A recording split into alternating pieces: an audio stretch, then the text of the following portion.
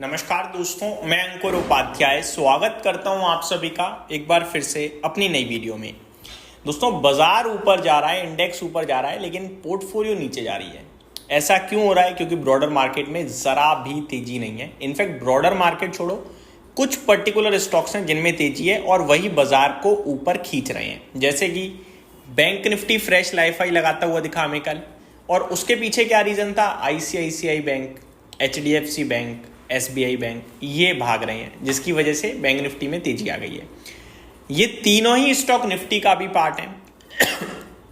तो निफ्टी में भी इनका अच्छा खासा वेटेज है, साथ ही साथ निफ्टी में रिलायंस का भी वेटेज है, तो वो स्टॉक्स भी चल रहे हैं। तो निफ्टी ने भी अपना 52 वीक हाई हिट कर दिया है।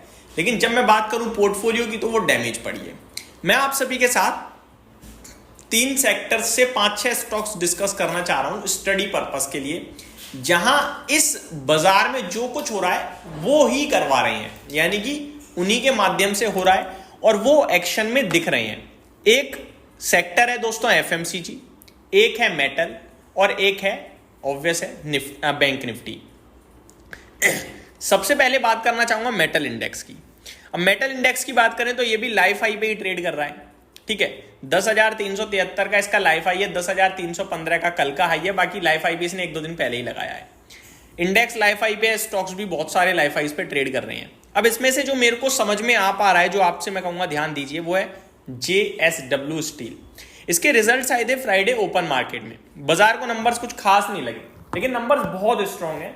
एक्सपेक्टेशन उससे भी ज्यादा स्ट्रांग थी, बस खराब बात यही थी 4 गुना मुनाफा हुआ है, फिर भी अनुमान से कम रह गया। समझ रहे हो बात को? बट मेरे को लगता है JSW स्टील की बात करूं अगर मैं, तो स्टॉक का 20 EMA प्लेस्ड है अराउंड 1145 के समथिंग, 1163 पे क्लोजिंग आई है। मेरा मानना यह है कि ये स्टॉक 1150 या 1120 के पास आता है। गोल्डन भाव होगा खरीदने के लिए, medium term to short term के हिसाब से देखा जाए तो, और इसको अपनी पोर्टफोलियो का पार्ट बना के आप बैठ सकते हैं। ब्रोकरेज हाउसेस भी अराउंड 1300 साढ़े 1300 की बात करते हैं। ये स्टॉक आप अपनी वॉच लिस्ट में ऐड कर सकते हैं, इस पर स्टडी कीजिए। मेरे को लगता है ये स्टॉक है जहां आप गिरावट में निवेश के मौके तलाश सकते हैं। इसी क्षेत्र से जो दूसरा स्टॉक है दोस्तों, उसकी बात करूं तो वो है वेदांता। अब वेदांता इसलिए क्योंकि ये मल्टी कमोडिटी स्टॉक, यहां पे कोई सिंगल एंटिटी नहीं है। मैं सिल्वर की तेजी को देखकर हिंदुस्तान जिंक दे सकता हूं, कॉपर की तेजी को देखकर हिंद कॉपर कह सकता हूं, लेकिन नहीं का, क्योंकि वहां पे पर्टिकुलर मोमेंटम है ना। अब कल अचानक रात में सिल्वर 12,000 गिर गया, 6-7% गिर गया, वो रहेगी फ्लक्चुएशंस।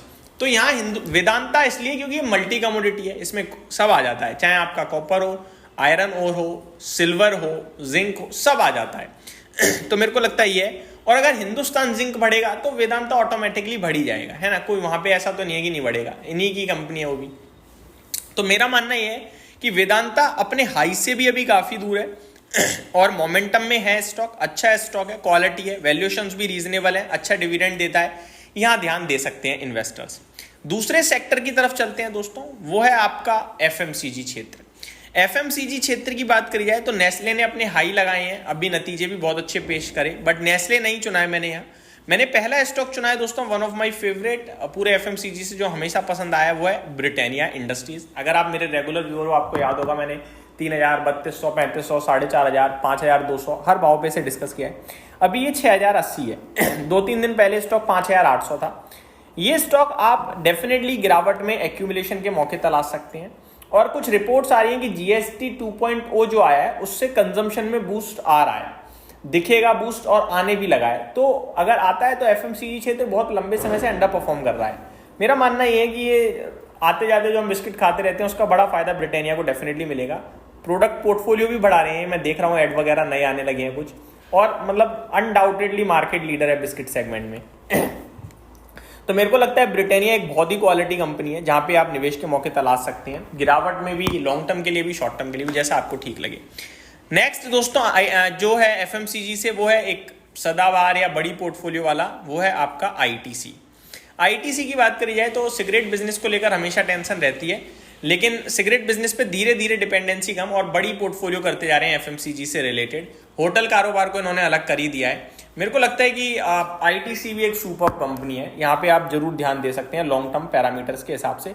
बट अभी ये टेक्निकली खराब लग रहा है, टेक्निकली काफी वीक साउंड कर रहा है। एक ये और एक वरुण बेवरेजेस, दोनों टेक्निकली खराब दिख रहे हैं लेकिन दोनों कंपनियां बहुत अच्छी लगती हैं मेरे को।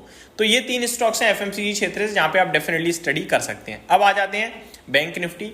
यहाँ पे दो राय है ही नहीं, बहुत सिंपल क्रिस्टल क्लियर है। अगर मैं प्राइवेट सेक्टर में जाऊंगा तो लीडर, अगर मैं सरकारी क्षेत्र में जाऊंगा तो leader, and that's it and that's final.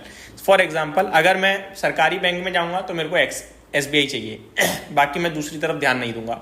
मैं प्राइवेट में जाऊंगा तो मेरे को एचडीएफसी या आईसीआईसी चाहिए।